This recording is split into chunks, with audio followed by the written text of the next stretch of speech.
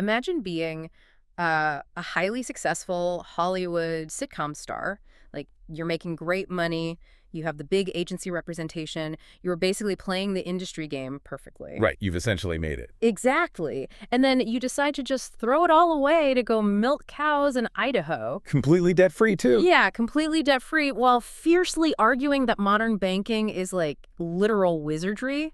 Oh, and also that panda bears might not actually be real wild animals. It's a massive, multi-layered trajectory. Welcome to the deep dive. Whether you're commuting or, prepping for a big meeting or just insanely curious about how someone undergoes a paradigm shift of that magnitude, we are here to shortcut your way to being well-informed. Absolutely. Today, we are pointing our analytical lens at the worldview, the philosophy, and the highly publicized cancellation of comedian Owen Benjamin. And before we really get into the mechanics of his worldview, we definitely need to set some ground rules for today's discussion. That is a crucial point. Because the source material we're pulling from today, which is this really lengthy, wide-ranging interview, it touches on some very intense political, cultural, and social debates. Right.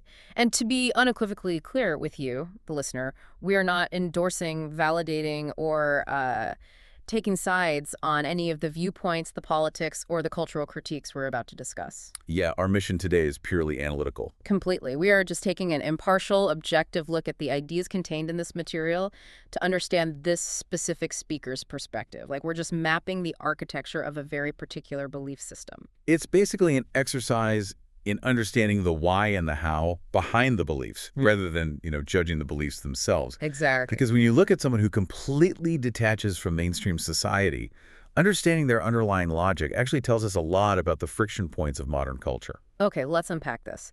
Because to understand his current reality, we really have to look at his developmental crucible. He didn't start in traditional stand-up clubs. No, not at all. After showing early promise as a classical piano prodigy at like age 2 or 3, which is insane, his real foundational training came later in high school. Yeah, he worked 9 hours a day as a paid heckler. A paid heckler at a Renaissance festival. Right, he was the guy actually locked in the wooden stocks, getting paid to taunt people so they would buy tomatoes to throw at his face. Which is just, talk about a masterclass in human psychology. Seriously, when you are physically trapped and your only defense is your wit, you learn very quickly what makes people tick. Oh, I bet.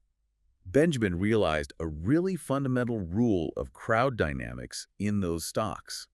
He noticed that if you insult what someone firmly believes, they will throw that tomato with perfect aim and hit you right in the face. Because their conviction makes them focused. Exactly.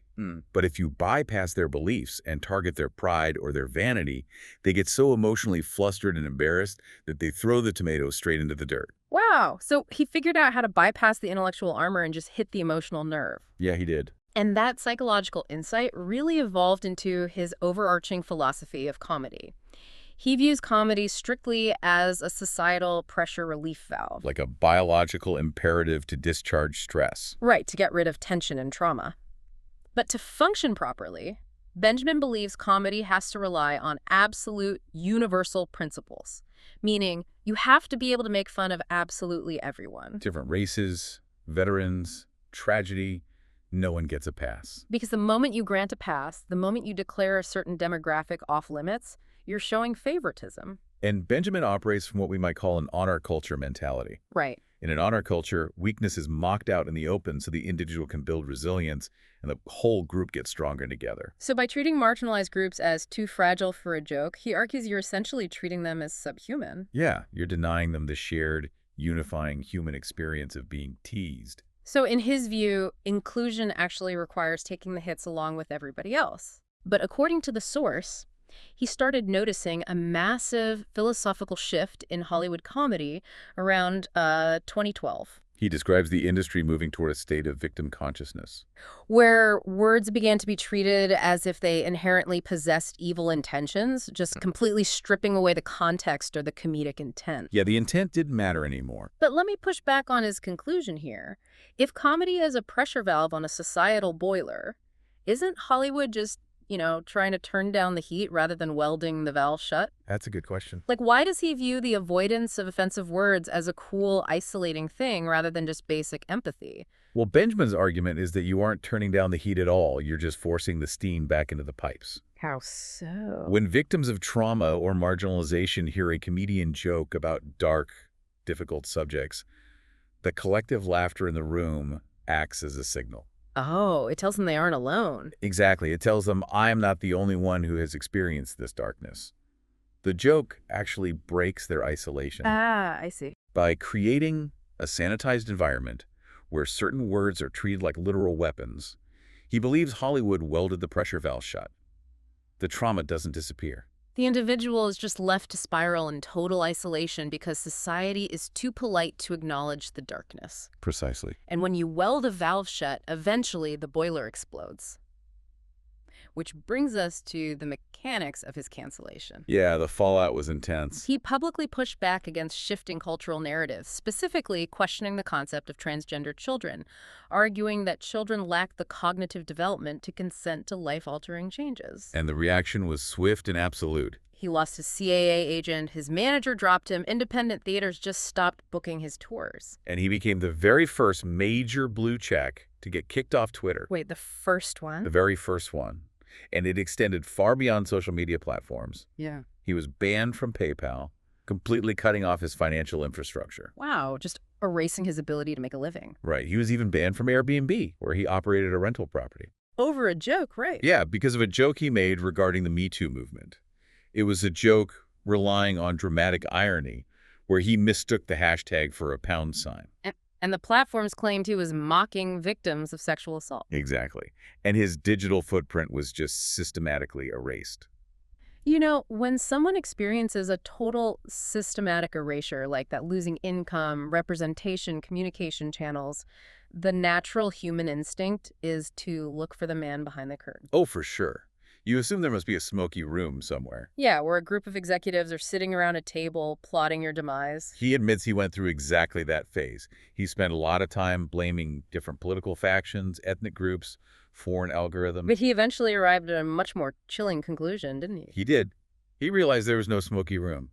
He describes his cancellation not as a top-down conspiracy, but as a swarm or a fractal. Wait, a fractal? You mean like the geometric pattern that repeats exactly the same way, whether you're looking at it on a macro scale or a micro scale? Yeah, exactly that. How does a mathematical concept apply to a social media cancellation?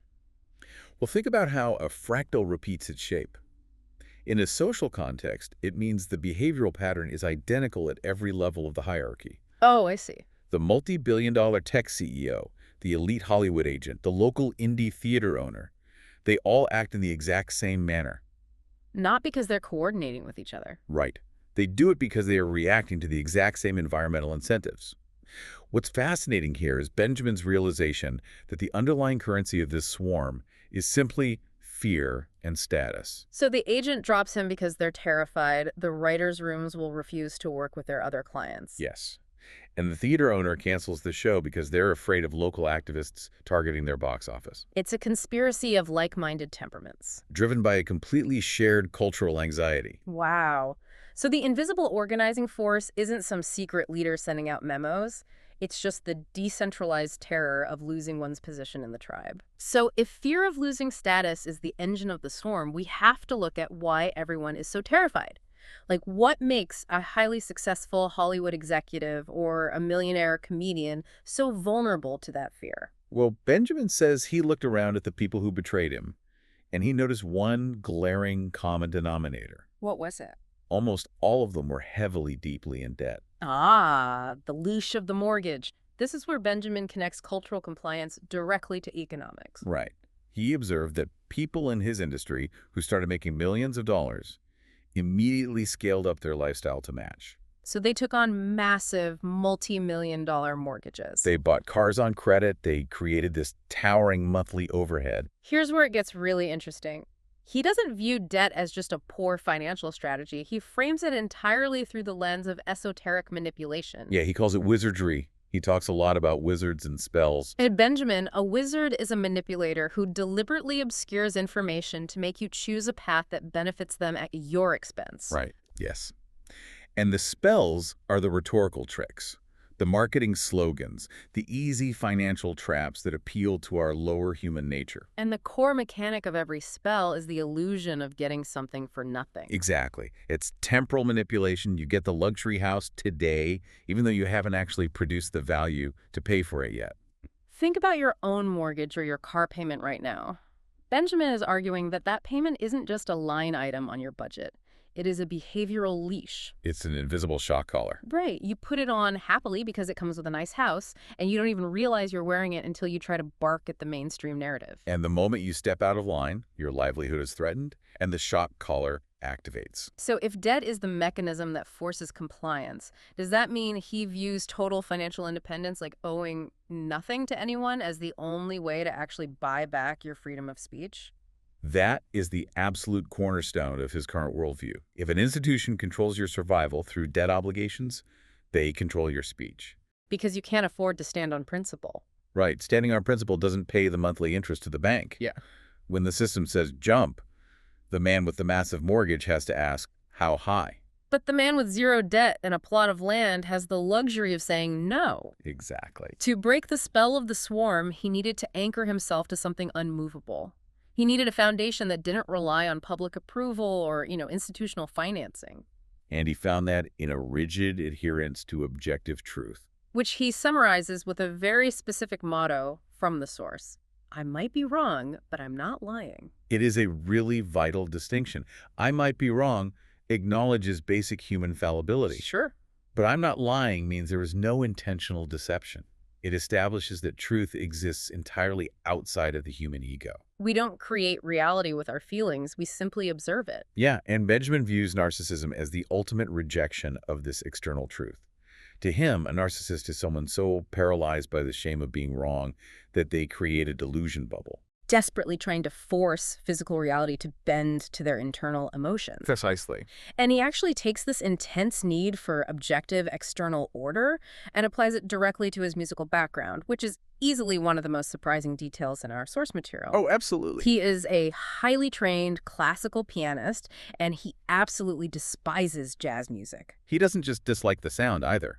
He views jazz as a behavior, and he hates the behavior. Because to Benjamin, there's a literal physical mathematics to music. Right.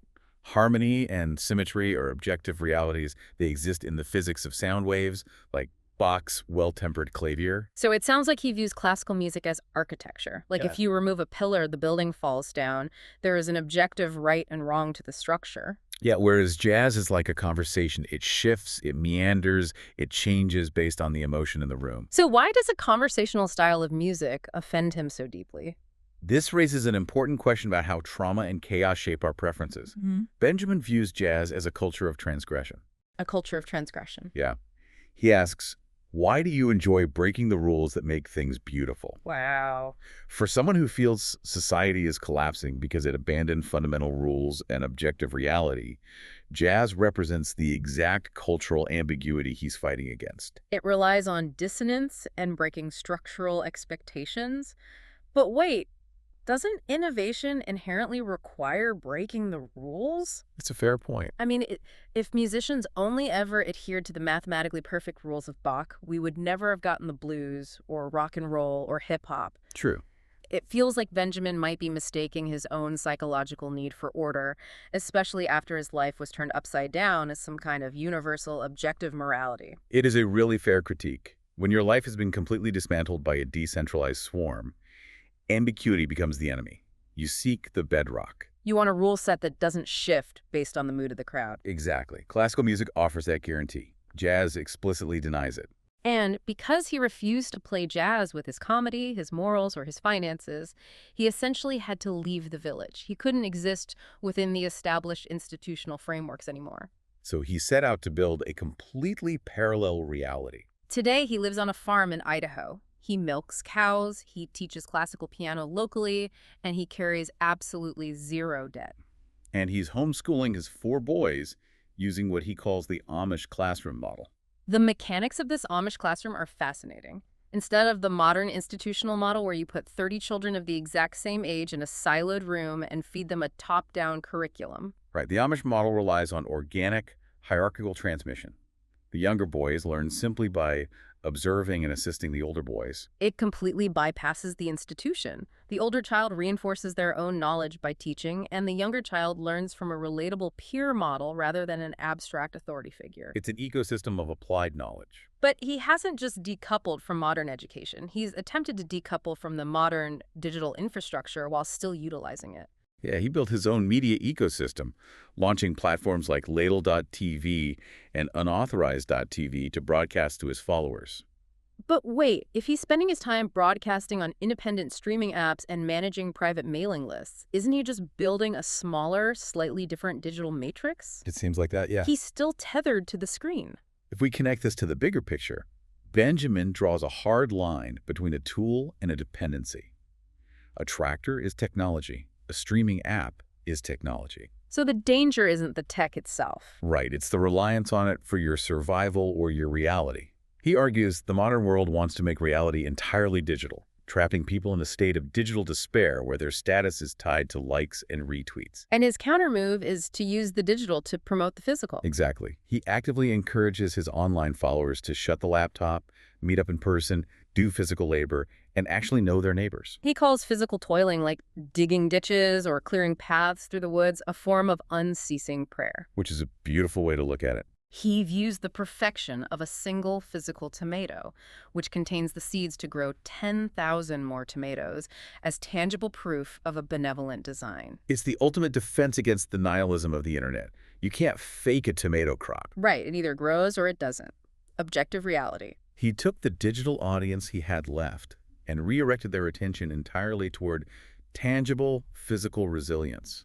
To him, true wealth isn't digital currency or social media clout. It's land, unshakable morality, and the physical trust of a local community. Exactly. So, we have traced a staggering pivot. From a Hollywood sitcom star seeking the applause of the masses, maneuvering through the cocktail parlors, to a decentralized, debt-free farmer in Idaho seeking objective truth in a tomato plant. It's quite the journey. And for you listening, regardless of where you fall on the political spectrum or what you think of his specific views, Benjamin's journey asks a deeply uncomfortable question about the invisible mechanics of our own lives. It really does. How much of your daily behavior, the things you say in a meeting, the things you actively choose not to say, the causes you publicly support, is driven entirely by a fear of losing your status or your paycheck? Are you wearing the invisible shock collar of the swarm without even realizing it? It challenges you to locate exactly where your compliance is being bought and at what price. Absolutely. Now, before we wrap up, just to truly highlight the depths of Benjamin's ultimate skepticism toward mainstream narratives, Oh boy. just to show you what happens when a mind completely detaches from consensus reality, I have to share one final, truly bizarre detail from our sources. The pandas. Yes, the pandas. Owen Benjamin strongly suspects that panda bears might not actually be real wild animals. He genuinely argues they are essentially the Shih Tzus of the bear world. Right. He points out that they weren't depicted in ancient Chinese art or literature, seemingly appearing out of nowhere in the late 1800s. And he believes they were artificially bred simply to eat bamboo. Noting that they famously struggle to procreate in the wild and only ovulate a few days a year. And as he gleefully points out to his audience, the scientific term for a group of pandas is literally called an embarrassment. It's the logical extreme of his worldview. Once you decide the entire system is built on spells and deception, absolutely nothing is taken for granted. If the banks are lying, if the media is lying, why wouldn't the zoo be lying too?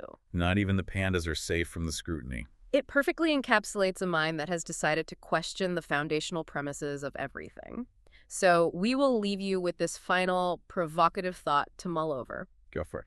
If, as Benjamin argues, the spells of society only work because we inherently want something for nothing, what is the one comfort or convenience in your life right now that you would be entirely unwilling to give up, even if you knew for a fact it was controlling you? A phenomenal question to reflect on. Thanks for joining us on this deep dive. Keep questioning the world around you, keep looking for the truth, and we'll see you next time.